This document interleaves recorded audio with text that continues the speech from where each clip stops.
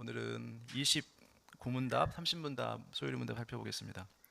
오늘 제목은 그리스도의 구원을 받는 방법, 성령님의 구원 적용 사역이라는 제목인데요. 29문답 질문할 테니까 여러분 한번 답변해 주시기 바랍니다. 우리는 그리스도가 이루신 구속에 어떻게 참여할 수 있습니까? 우리가 그리스도가 이루신 구속에 참여할 수 있는 것은 성령님이 그리스도가 이루신 구속을 우리에게 효과적으로 적용해 주시기 때문입니다. 성령님은 그리스도가 값주고 사신 구속을 우리에게 어떻게 적용하십니까? 성령님이 그리스도가 값주고 사신 구속을 우리에게 적용하시는 것은 우리가 효과적인 부르심을 받을 때 우리에게 믿음을 주어 믿음으로 우리를 그리스도와 연합시켜 주심으로써입니다. 오늘은 그리스도가 이루신 구속에 어떻게 우리가 참여하는지, 그리고 성령님의 역할은 무엇인지에 대해서 한번 살펴보려고 합니다. 먼저 성령님의 역할은, 성령님에 대한 다양한 호칭들을 보면 우리가 알 수 있습니다. 성경에서 성령님은 물, 불, 바람, 또 기름, 비둘기, 도장, 이렇게 다양한 사물을 비유해서 성령님을 우리에게 가르쳐 줬는데요. 그런데 성령님에 대한 이런 비유적 용법으로 인해서 성령님을 자칫 인격적인 분이 아니라 어떤 물질이나 또 어떤 힘으로 오해할 수가 있죠. 우리가 성령님에 대해서 가장 알아야 될 가장 중요한 사실은 성령님은 인격적인 분이라는 거죠. 성령님은 지식과 감정, 의지를 가지고 계신 인격적인 존재라는 사실입니다. 여러분, 동물들은 인격이 있을까요, 없을까요? 네. 여러분, 동물들은 주인이 기분이 나쁘면 발로 차기도 하죠. 그리고 때로는 밥을 굶기기도 할 때가 있습니다. 그러다가 또 주인이 밥을 가지고 가면 동물들은 어떻게 합니까? 다시 꼬리를 흔들고 주인에게 쫓아오죠. 다가옵니다. 아주 다정하게. 이 동물들의 특징이에요. 동물들의 인격이 없기 때문에 본능적으로 행동을 하죠. 그래서 동물들이 만약에 주인이 자기를 막 굶기고 발로 찬다 그래서 너무나 상실한 나머지 이거 비관해서 자살하고 그러진 않습니다. 동물들은. 그렇죠? 그러나 인간은 어떻습니까? 인간은 인격적인 존재죠. 그래서 누군가가 자신을 그렇게 막 욕하고 비인격적으로 대하거나 때리면 어떻게 돼요? 인간은 인격적인 존재이기 때문에 그러한 자기를 그렇게 대하는 것을, 모욕적으로 대하는 걸 견딜 수 없어요. 예. 그래서 뭐 우울증에 걸리기도 하고 또 비관해서 목숨을 끊기도 하고 그렇습니다. 왜 그래요? 인간은 인격적인 존재이기 때문에 그래요. 예. 그런 차이가 있어요. 마찬가지예요. 성령님도 어떤 존재입니까? 성령님도 우리 인간처럼 인격적인 존재라는 것을 우리가 잘 기억해야 돼요. 흔히 우리가 성령이라 하면 가장 먼저 떠오르는 것이 무엇입니까? 어떤 신비스럽고 불, 성스럽고 하지만 멀게 느껴지는 영적인 존재, 내 안에 계신다고 말은 하면서도 보이거나 또 만져지지 않고 느껴지지 않기 때문에 왠지 낯선 존재, 그렇죠? 그리고 뭐 성령 충만, 또 영혼의 호흡, 막 이런 단어들을 우리가 성령님을 대신에 사용하잖아요. 그런데 이런 생각들 가운데 자칫 이 성령님에 대해서 편협한 이해를 갖게 하는 것이 있어요. 그런 단어들 때문에 가장 문제되는 게 뭐예요? 성령님을 어떤 에너지, 또 어떤 신비한 기운, 자, 이런 것들로 오해한다는 거죠. 성령께서 우리에게 충만하시다라는 표현을 쓰다 보면 이것을 우리는 우리를 움직이는 어떤 동력 또는 어떤 힘의 원천이라고 성령님을 생각할 수 있다는 거죠. 물론 성령이 우리에게 힘이요 동력이라고 말할 수는 있어요. 그런데 무엇을 향한 힘일까요? 그 힘은 성령은 우리와 인격적으로 교제하시는 분이시죠. 그리고 우리의 무엇을 위해 일하시는 분이죠? 우리의 구원을 위해 일하시는 분이에요. 성령님은 특히 성령님께서 하시는 가장 핵심적인 사역이 무엇입니까? 우리가 본문에서 아까 소리문답 읽었죠. 그리스도의 구속을 우리에게 적용하시는 일이에요. 이게 성령님이 하시는 가장 핵심적인 일이에요. 우리는 성령님이 우리의 진정한 유익을 위해서 일하시는 인격체요, 또 하나님이라는 사실을 완전히 잊어버리는 경우가 너무 많아요. 그러고는 신앙의 외적으로 보이는 모습에만 우리가 치중해서 경건의 모양, 즉 하루에 기도를 몇 번 했는가, 아침에 일어나서 내가 성경을 읽었는가 안 읽었는가, 또 하루에 내가 부정적인 생각에 빠졌는가 빠지지 않았는가, 이런 것들. 자, 이런 것들을 평가하고는 잘 되는 것을 뭐라고 얘기해요? 잘 안 되는 것은 이건 아마 성령님께서 나와 함께 하시지 않아서 그런가 보다, 이렇게 이제 판단을 하죠. 그러나 성령은 그런 식으로 우리의 만족을 위해 쓰이는 자원이 아니라는 거예요. 물론 성령님께서 각종 은사를 주시는 일도 하시죠. 그러나 이렇게 외적으로 보이는 구체적인 모습들은 성령의 에너지를 받아서 우리가 마치 실력을 발휘하는 것이 아니라 각 사람에게 목적을 가지고 주시는 하나님의 선물이라는 거예요. 성령님의 선물.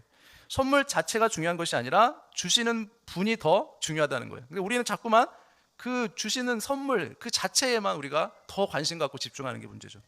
사람들 중에는 성령이 함께 하시는지 잘 모르겠다 이렇게 말하는 사람들이 많아요. 성령님이 나와 함께 하시는지 나는 정말 잘 모르겠습니다. 자, 이런 표현은 성령에 대한 오해에서 기인한 생각이에요. 여러분, 예수님에 대해서는 우리가 매우 익숙하죠. 예수님은 우리와 똑같이 생김새가 똑같죠. 눈, 코, 입을 가지고 그런 모습으로 이 땅에 오셨어요. 그런데 성령님은 어때요?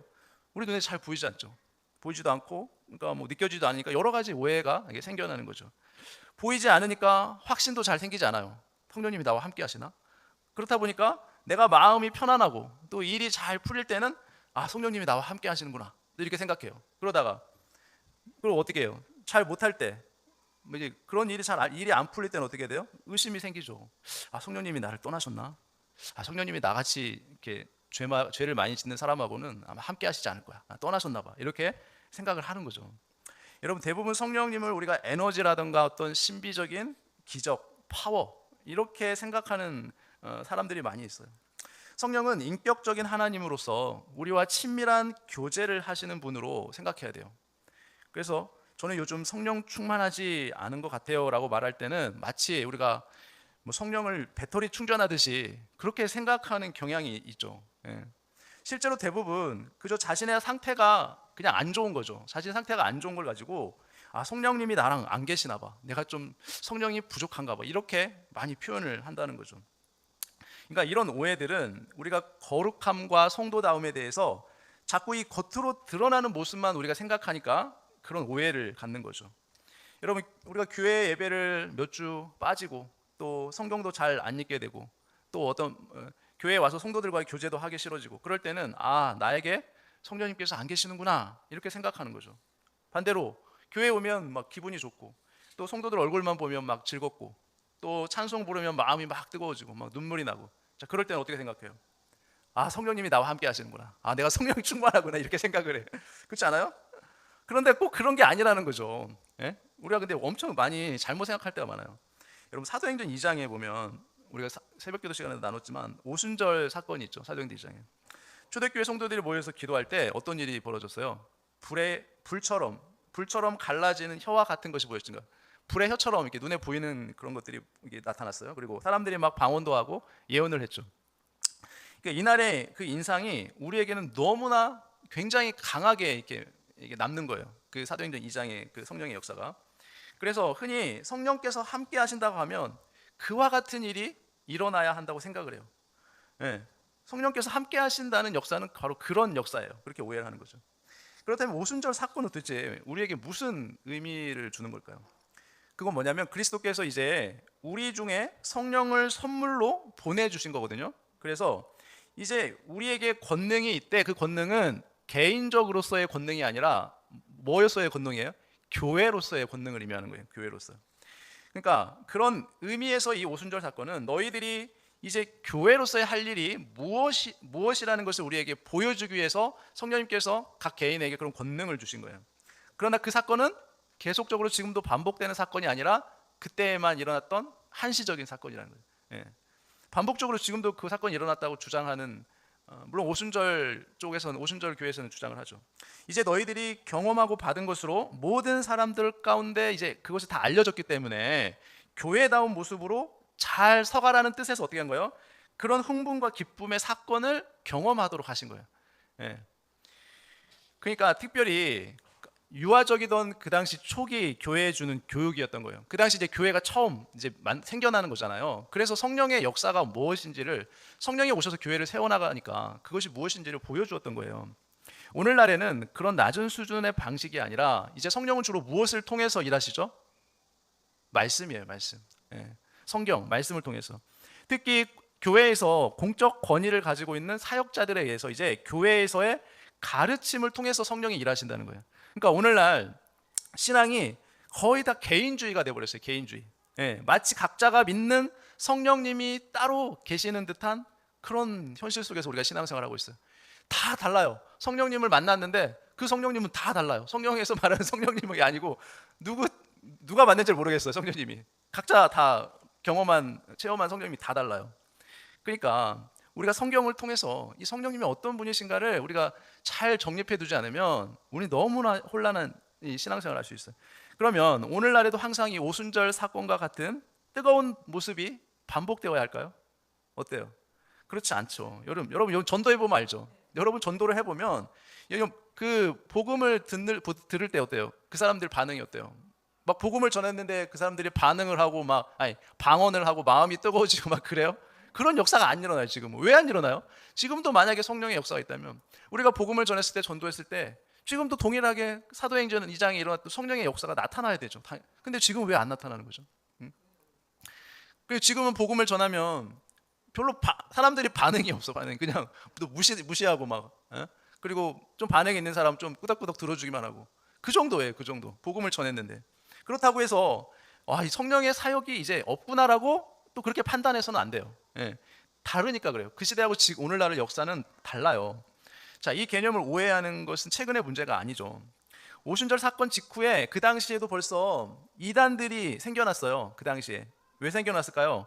그 오순절의 그 역사, 성령의 역사가 너무나 인상 깊었던 사람들 중에 어떻게 해요? 그 경험이 너무나도 소중하고 좋아서 이제 새신자들에게 자꾸만 그 동일한 경험을 요구하기 시작하는 거예요. 자신이 경험한 것을 자랑하는 거죠. 그 당시에도 그랬어요. 그래서 기적이나 방언, 이런 예언 등의 은사가 보이지 않으면 좀 수준이 낮구나. 신앙이 좀 변변치 않구나. 이러면서 뭔가 이렇게 자기보다 낮게 여기고 좀 수준 낮게 여기고 안타깝다. 신앙이 저 정도밖에 안 되다. 이렇게 생각했어요. 그 당시에도 그랬다니까요. 초대교회도요. 그런 경험을 했던 사람들 사이에서. 그래서 사도 바울이 고린도전서 13장에서 이렇게 얘기했었죠. 너희 중에는 자꾸 오순절 그때를 연상시키는 그 이적과 신기한 일에만 너무 취해서 아직도 방언을 받았다고 하면 더 귀한 신앙인 것처럼 인정해주고, 그렇지 않은 사람들을 무시하고, 방언 받았다면서 교회에서 다른 사람은 아무도 잘 알아듣지도 못하는 그런 말을 자꾸 혼자 떠드는 사람들이 있구나. 그러지 마라 제발. 정신 차려라. 사도 바울이 이렇게 얘기했어요. 고린도 교회 당시에는 은사가 엄청 많이 있었어요. 특별히 방언의 은사도 많았죠. 통변의 은사. 그래가지고 교회 안에 온통 은사주의자들이 있어가지고 교회가 너무 어지럽고 혼란스러웠어요. 그런 사람들 때문에.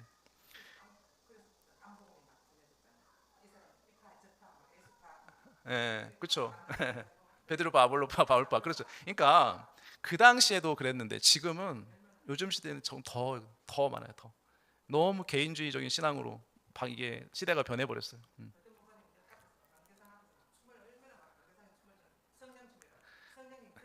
그러니까 요즘 시대가 얼마나 혼탁해졌는가 우리가 알 수 있죠.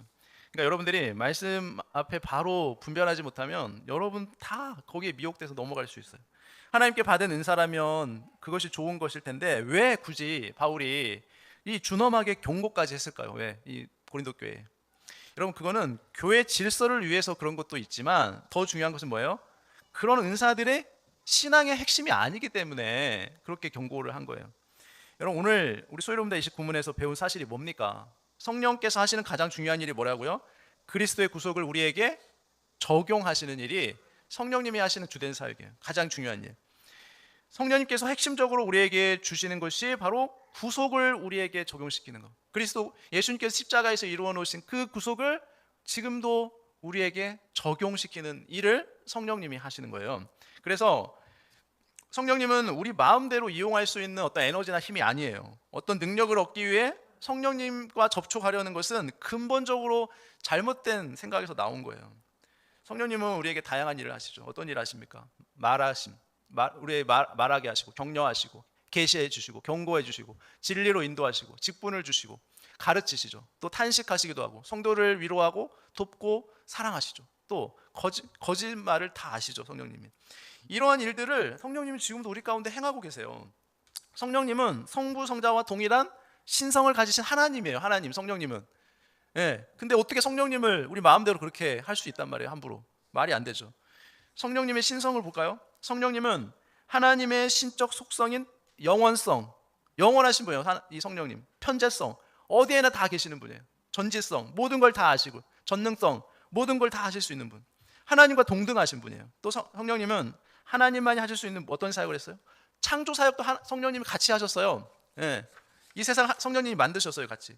또 성령님은 하나님만이 하실 수 있는 예수님의 뭐를 하게 했죠. 예수님이 죽으신 후에 3일 만에 부활을 성령님이 하셨다니까요. 예수님을 일으키셨어요, 부활을. 하나님 성령님께서. 또 성령님은 하나님과 동등한 대우를 받으시죠.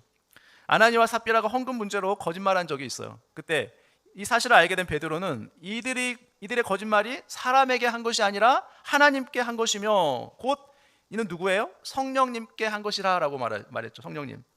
또 고린도전 3장 16절은 성도들을 하나님의 성전이라고 부르는데 그 이유가 뭡니까?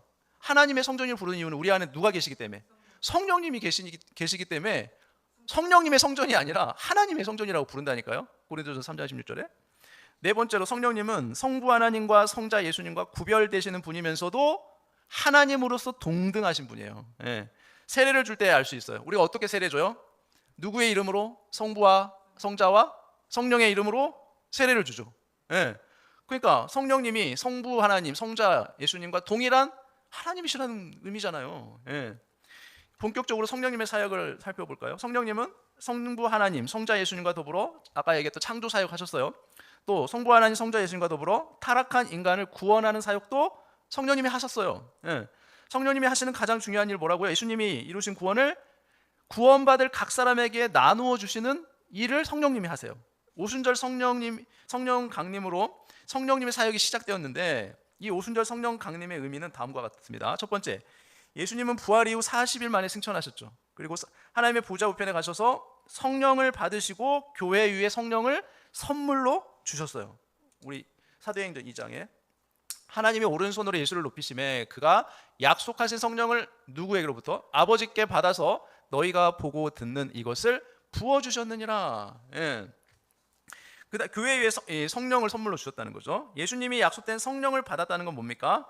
예수님이 교회에 주실 이 성령의 선물에 대해서 이제 뭐를 가지고 계세요? 주권을 행하시는 거예요. 예수님이 주권을 행하신다는 의미예요.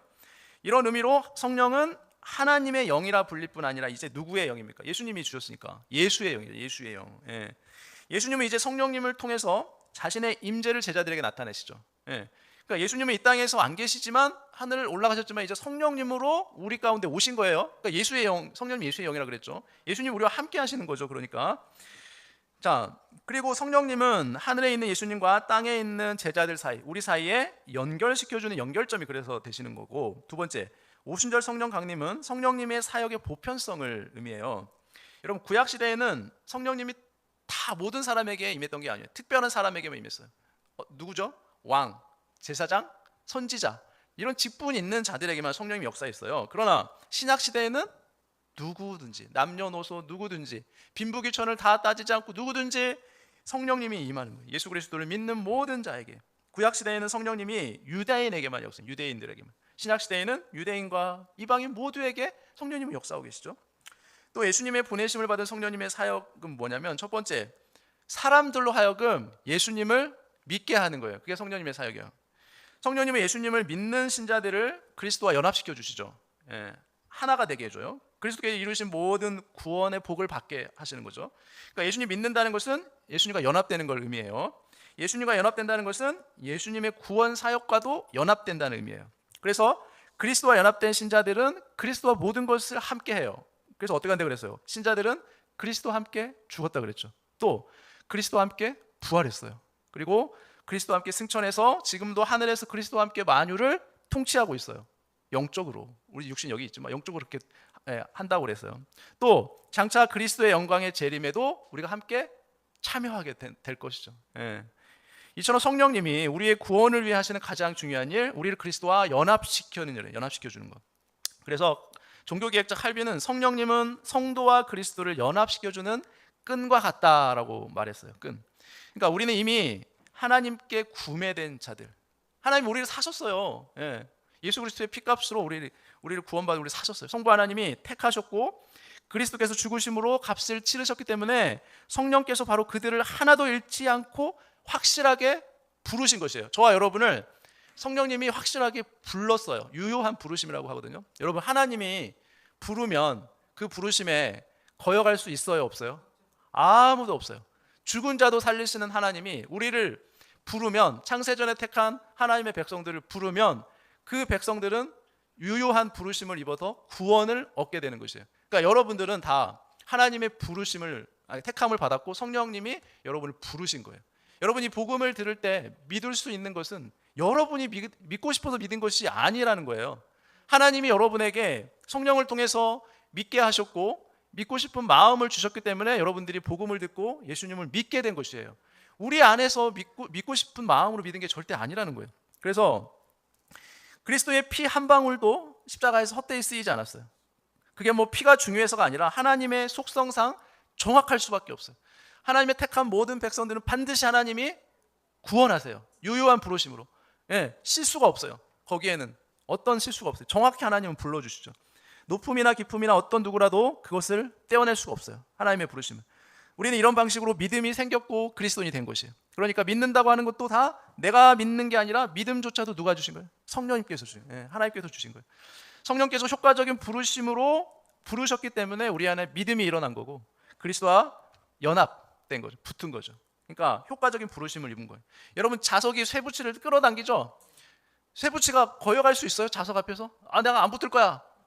못하죠? 마찬가지죠. 하나님이 택함 받은 자는 부르시거든요. 부르면 반드시 그 부르심에 반응하게 되어 있어요. 예. 그래서 그리스도와 연합되게 되어 있어요. 예수 그리스도를 믿음으로.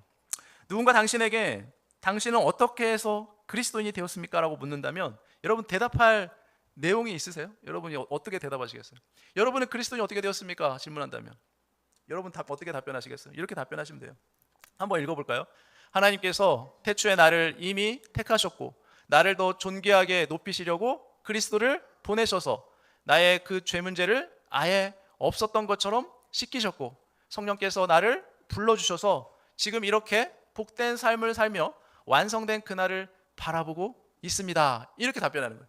이게 내가 구원받은 그리스도인이 된 거에 대한 답변이에요. 그러니까 여러분들이 이 내용을 잘 기억하시고 누가 물으면 당신은 어떻게 해서 그리스도인이 되었습니까? 라면 이렇게 답변하시면 돼요. 그러면은 아마 성경에 대해서 아주 명확하게 잘 알고 계시면 아주 감탄할 거예요. 깜짝 놀랄 거예요. 이렇게 답변할 수 있다면. 그래서 여러분들이 이걸 머릿속에 잘 기억해 두시기 바랍니다. 두 번째, 성령님은 예수님이 이루신 구원을 과거, 현재, 미래 이 세 단계를 통해 우리 신자들에게 적용해 가시죠. 성령님은 신자들이 예수님 믿는 순간 어떻게 해요? 신자들을 예수님과 연합시키죠. 신자들의 죄를 누구에게로? 예수님에게로. 그리고 예수님의 의를 누구에게로? 믿는 우리의 것으로 만들어 주시죠. 그러니까 우리가 줄 것은 죄밖에 없어요. 예수님 우리의 죄를 가져가시고 예수님이 가지고 계신 의를, 죄 없으신 예수님이 가지고 계신 의를 우리에게 주시는 거예요. 우리가 그러니까 교환을 하는 거예요. 서로. 예수님 우리의 죄를 가져가시고 예수님은 예수님의 의를 우리에게 주시. 여러분 이 놀라운 교환이 어디 있어요? 우리는 줄 게 없어요. 예수님께 죄밖에 없어요. 가진 게 죄밖에 없어. 우리는 의라는 건 하나도 아무것도 없어. 선한 것이. 근데 예수님은 우리의 죄를 가져가신대요. 그리고 예수님이 가진 그 의를 우리에게 그냥 주신대요. 공짜로. 믿기만 하면. 내가 너를 위해 다 십자가에서 이루어 놓았어. 그거 믿기만 해. 근데 그 믿음조차 누가 주신다고요? 내가 믿고 싶어 믿는 것이 아니라 하나님이 택하신 자들, 하나님의 택하신 자들에게 성령님께서 오셔서 그들을 부르시고 그들에게 믿음을 주셔서 믿게 하셨다는 거예요. 그러니까 이게 다 우리에게는 아무것도 없어요. 하나님 앞에 내세울 것이 아무것도 없어요. 전적인 하나님의 은혜밖에 없어요. 그러니까 이게 얼마나 값없는 은혜예요. 우리가 말할 수가 없어요. 하나님의 사랑 은혜를. 그래서 우리가 하나님의 자녀가 된 거죠. 성령님은 신자들이 예수 그리스도를 믿는 순간부터 죽는 순간까지 계속적으로 구원을 이루도록 일하시는 거예요. 성령님이 일하실 거예요. 여러분이 언제까지요? 여러분이 죽을 때까지. 그리고 죽어서 하늘나라 할 때까지. 예수님 재림하시죠? 언제 재림할지 모르잖아요. 재림하기 전에 우리 죽을 수 있잖아요. 그러나 우리 영혼을 예수님이 어떻게 하신다? 성령님이 어떻게 하신다고요? 끝까지 다 구원이 이루어질 때까지 책임져 주신다고. 그래서 이 성령님은 성도들이 예수님을 믿는 순간부터 죽는 순간까지 구원도 이루어 주시고 또 점점 더 거룩해지도록 우리를 도와주시죠. 끝까지 믿음을 지켜주시고 구원의 확신을 갖도록 끝까지 도와주세요. 그러니까 이 연합이 우리에게 일어나는 거죠. 여러분, 예수님과 연합된 자는 결코 하나님이 포기하지 않으십니다. 저번에 말씀드렸죠. 우리가 서로 손목을 맞잡는 것이 연합이라 그랬죠. 그래서 하나님은 우리 손목을 잡고 있기 때문에 우리가 때로는 믿음이 연약해서 넘어지고 실수할지라도 낙심할지라도 어떻게 돼요? 우리가 주님의 손을 놓는 것처럼 그렇게 우리의 마음이 낙심되어 있을 때에도 하나님은 어떻게 하신다? 우리를 놓는다 안 놓는다? 절대로 안 놓는다. 절대로. 결코 놓지 않아요. 하나님이요 이미 창세전부터 우리를 택했는데 어떻게 놓을 수 있겠어요? 우리가 접붙였다니까요. 예수님께 완전히 우리가 식물 이렇게 접붙임 하잖아요. 예, 우리는 그렇게 접붙임 받아서 살고 있어요. 예수님 하나님으로부터 생명의 공급을 받아서. 그런데 하나님이 잘라낼까요? 하나님의 자녀는 잘라내지 않아요. 그래서 우리를 끝까지 우리의 구원을 이루어 주신다는 거죠. 뿐만 아니라 성령님은 신자들이 육체적으로 죽는 순간 우리의 영혼을 영화롭게 하시죠. 그리고 우리가 거듭나게 하시고 장차 영화롭게 하시는 그 성령님을 바로 알 때 우리 신앙이 자라날 수 있는 것입니다. 이러한 성령님을 우리에게 보내주신 그 주님께 우리가 날마다 감사하며 살아가는 저와 여러분 되시기를 예수님의 이름으로 축원합니다. 기도하겠습니다. 하나님 아버지, 주님의 은혜를 감사합니다. 하나님, 우리의 구원을 위해서 지금도 역사하고 계시고 우리와 연합되어서 우리가 주님 만날 그날까지 우리가 점점 더 거룩해지도록 우리를 인도해 주시고 우리의 구원이 이루어지는 그날까지 우리와 함께 하시는 그 성령님을 우리가 늘 동행할 수 있도록 은혜를 베풀어 주옵소서. 하나님, 그래서 우리가 성령님을 바로 알고 성령님과 바르게 교제하며 우리 신앙생활을 잘 해나갈 수 있는 저희 모두가 될 수 있도록 주님 역사하여 주옵소서. 이 모든 것 예수님의 이름으로 기도합니다. 아멘.